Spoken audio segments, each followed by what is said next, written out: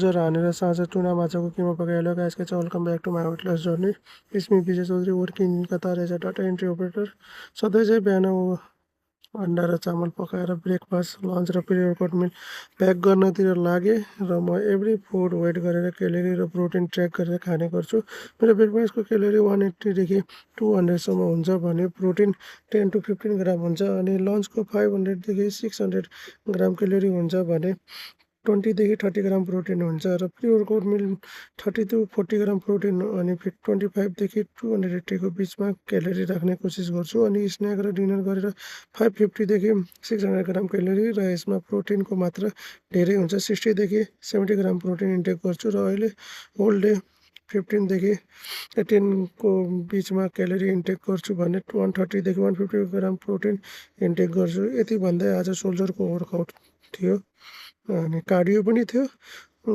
Gym पुगेपछि warm up गऱ्यो। Warm up गरिसकेपछि सोल्जर प्रेस 25 केजीको वेट राखेर 15 को रेपिटेसनमा एक सेट हानेर 35 केजी वेट राखेर 12 को रेपिटेसनमा 3 सेट हाने।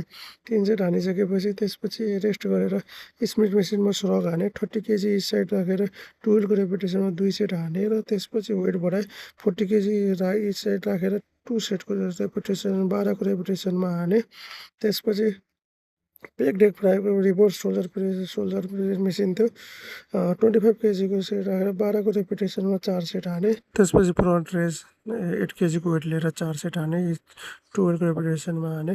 त्यसपछि लेटर रेज थियो 6 केजीको वेट लिएर 12 को रेपिटेसनमा 4 सेट हाने। यति हानेपछि 25 मिनट ट्रेडमिल हिँड्यो। ट्रेडमिल हिँडेर चाहिँ मेरो यस्तो हालत भइसकेको थियो र जिम सेट गरेपछि रुमतिर लागेँ। रुम पुगेपछि सामानहरू थिएन। सोयाबिन सेतो चना र चिकन बोइल गर्न राखेँ।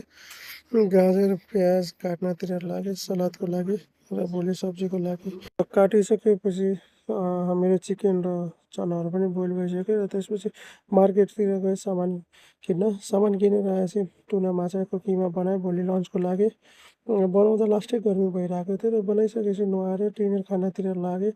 डिनरमा मेरो बोइल र सब मिक्स सलाद हुन्छ।